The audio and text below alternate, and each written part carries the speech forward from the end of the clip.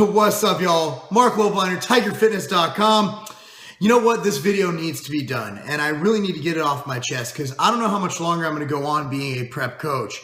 And I'm not saying I'm dropping it. I'm not saying I'm dropping my clients, but I do have to say that a lot of people need to put in perspective what kind of bullshit goes on when you contest prep. And I've been through a lot of it myself, and I've done videos. Excuse me, my fucking sleeve's all fucked up. And I've done videos about, you know, eating disorders, binging disorders, whether prepping for contests caused them, whether it just takes somebody who already has that disorder and basically makes it happen, is the causation for it, is the catalyst for it. You know, I've been prepping a lot of people. I've prepped thousands and thousands of people, if you include my time with Team Salvation, which is the largest free training program personally done by Derek Charleboy and myself at the beginning of my career. Now, here's the deal is that contest prep is nasty. It's dirty. You have to get down to a really, really, really low level of body fat. And I've seen more deleterious effects personally done to natural athletes than enhanced athletes. Now, all y'all say that drugs are unhealthy, and I'm not going to debate that one bit. But I will say that prepping without any exogenous androgens to keep your levels stable and from going all over the place and too low and losing the ability to get an erection, losing the ability to have energy to go throughout the day, I think that's even more, it's at least as bad, if not more deleterious than injecting a sane amount of androgens. Now, I'm not saying to go out and inject androgens. I'm just saying that there's no safe way to compete. Competing is very hard on the system, very hard on the body. And the kidneys, here's the deal. It's not hard on the kidneys per se, but when you lack body fat, you're going to find yourself urinating more. And at the end of the day, your kidneys are probably getting overworked. I have no data to support that, but I do know that pre-contest, you can't hold your urine for longer than like 5 minutes because you're friggin', you know, your bladder's just processing things, going back and forth, get all the water in you can. But at the end of the day, getting down to the sub 5% body fat range is not necessarily healthy. Now, here's the deal. I don't fucking know why people compete. I don't know why people do it. I know why I do. I did it to help support my company, help build my brand. I've been dead honest with that.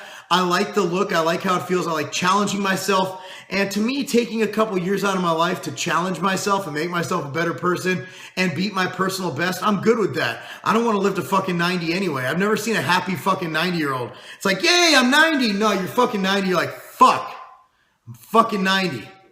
You know, you're limping around. I saw someone at the store the other day, you know, and I'm like, barely could walk into the restaurant. I was with Sean, actually. Barely could walk. I'm like, dude, if I'm ever like that, just put a bullet right in my head. I didn't mean to sound that way, but, you know, it's like, fuck, you know. I want to live my life now. I don't want to end it too soon because I have kids. I want to see them grow up, go to college, get married, all that stuff. But at the end of the day, you know what? If you're prepping, if you're a natural athlete prepping, you know it's going to take 2 years off your life, but you know you're going to enjoy that moment and you're going to beat your previous best. Would you do it? I bet you a lot of natural bodybuilders would say yes. And that kind of scares me. Now, here's an anecdote that happened this week. I just want to go over. Now, I'm not going to name names. I have a client I haven't talked to who went AWOL for 6 months. It's a female. She emailed me. She's like, look, you know, I got all this blood work back, this and that. We got her into fantastic shape. She wanted to do it in a very short period of time. I explained all the risks. And essentially her blood work, I'm not going to mention what kind of her blood work, but her blood work as far as hormones are concerned are all fucked up. So her blood work's fucked up. She noticed some slight hair loss and this and that. She got some tests back and the doctor wanted to put her on a female version of TRT. And I said, look, I don't think you should compete at all. You know, I don't think you should do this, blah, blah, blah. I said that beforehand. And then she goes, well, and I'm like, and listen to your doctor. I believe you should do exactly what your doctor says. And her first reaction was, and if I don't want to insult her by any means, hopefully nobody should be able to guess who it is. You won't, because I've never put her on this channel. And her reaction was, will that make me lose my eligibility for the OCB? So here you have your health, hormones, healthy living, feeling right, being able to go about your day, make money and do your thing versus competing in the fucking OCB.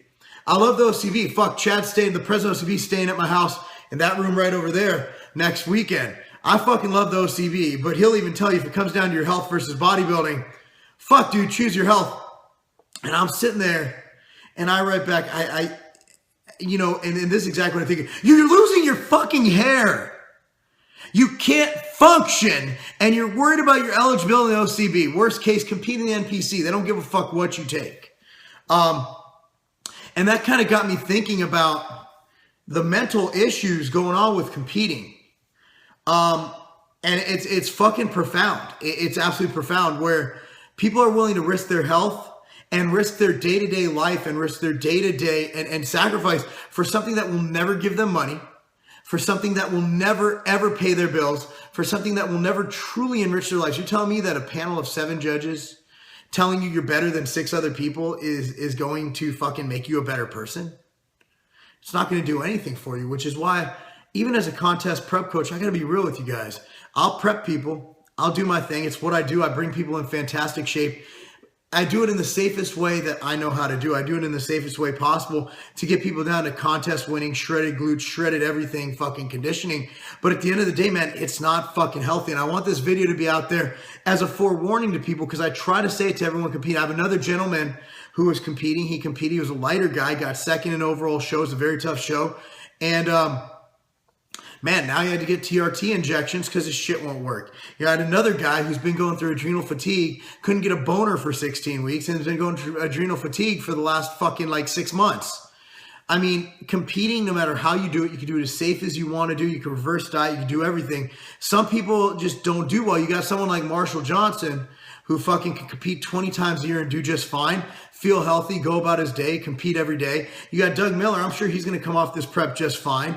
You know, you got a lot of guys who just, you know, Lane came off his prep. He was good to go. And then you got people who struggle with binge eating disorder and even worse, medical conditions post-contest. And the body is different. Not everybody reacts the same. The worst I've ever gone through post-contest is just feeling like shit for about 3 to 4 weeks. Probably blood levels are all fucked up. This is when I compete as a lightweight. I've never really felt that bad except for maybe 2 days after a show. Like after I won my pro card, I felt like complete ass. Big J came up to me at IHOP. He's like, bro, are you okay? I said, Big J, no, I'm not, man. I just don't feel right. Just, I'm not like my fucking liver hurts, but I just don't feel there. He's like, I get you, brother. I get you. And for all of you youngsters thinking about competing, I implore you not to compete until you're in your early 20s. At 21, 23 years old, that's fine. Don't compete as a teenager. And I've prepped teenagers, and I've had a lot of people do really well as teenagers. And I'll do it if they really want to do it, but I will caution them that I don't agree with it personally. But again, it's like, who am I to turn people down who want to get in great shape? And I get them in great shape. They know the risks. They know what they're doing. They know the ramifications.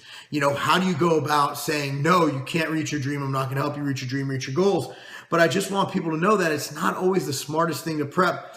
I literally was sitting there at a comedy show last night. I went with my brother and my family, my wife. My sister-in-law. Was a good group of people. And I was checking my emails, and my brother's like, what are you doing checking your emails? I'm like, I'm just seeing who's binging tonight. And the bingers aren't the ones who are just trying to get in shape, who are just trying to make themselves better. The people who binge on their diet are pretty much the people who compete, who deprive themselves, who get down to that very low level of body fat. And again, a lot of people can't compete, do it very well, do it very healthy, relatively speaking healthy, and get the job done. But at the end of the day, man, you're dealing with fire. You're taking your body to a state that it's not meant to fucking go. I mean, and a lot of people, the genetically elite, your Marshall Johnsons, your guys like that, I mean, they can get shredded on a whim. You know, you got guys who are just fucking genetic elite and can stay shredded and just get to that level of conditioning and just fucking wow everybody and then just go on about their day and eat some pancakes.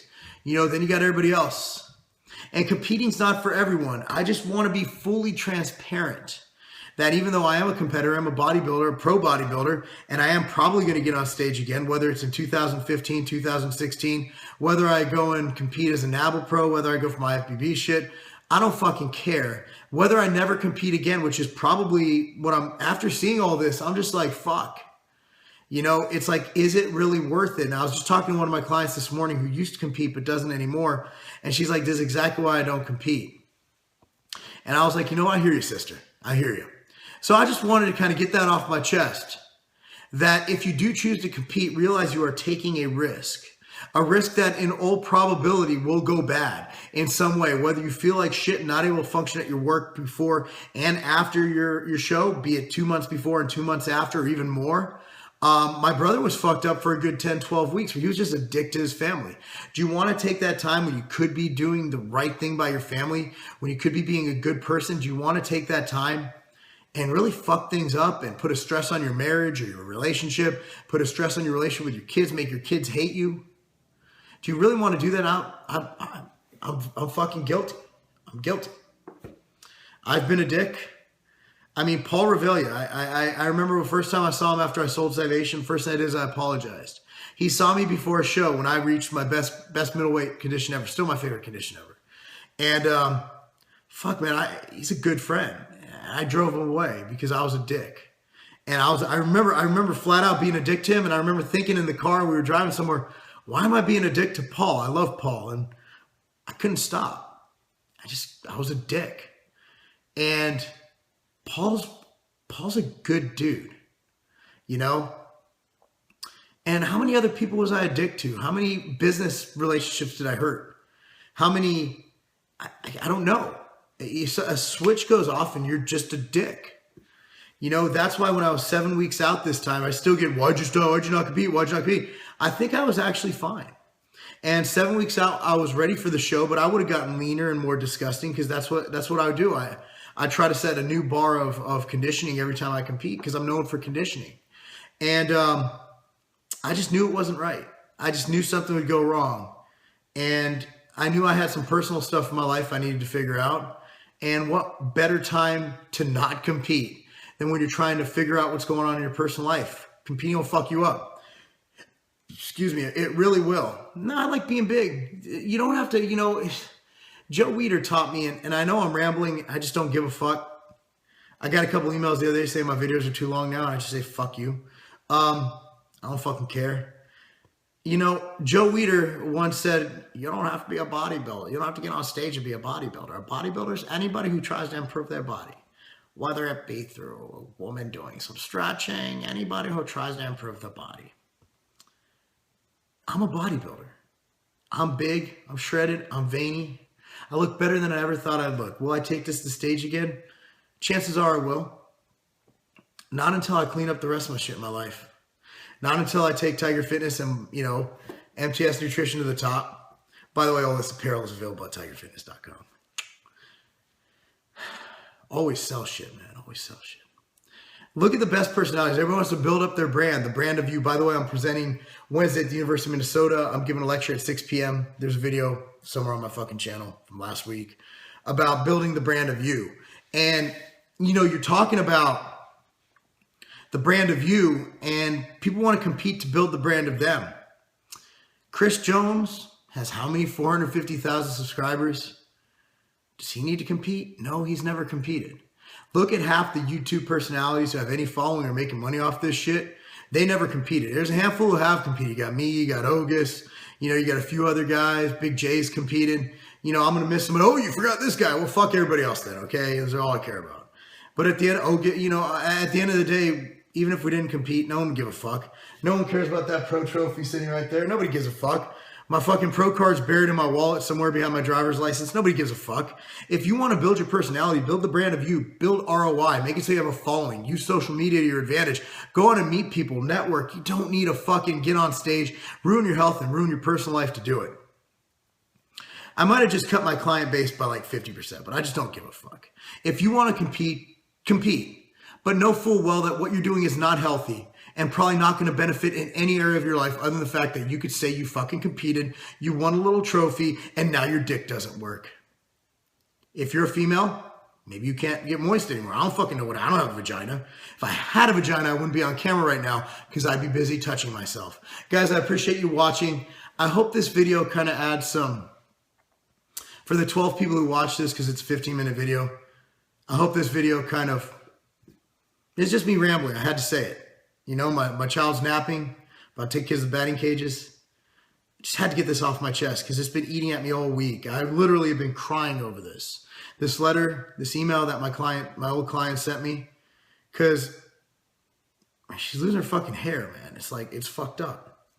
You know, and while she knew the risks going in, and competing sucks.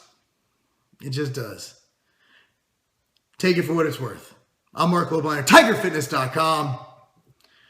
You know what? I could say a witty joke about a penis not working. I could say something about, women not lubricating. I could say something about anal. You guys know I love anal. But, I'm just going to end it with a simple, it's not a game.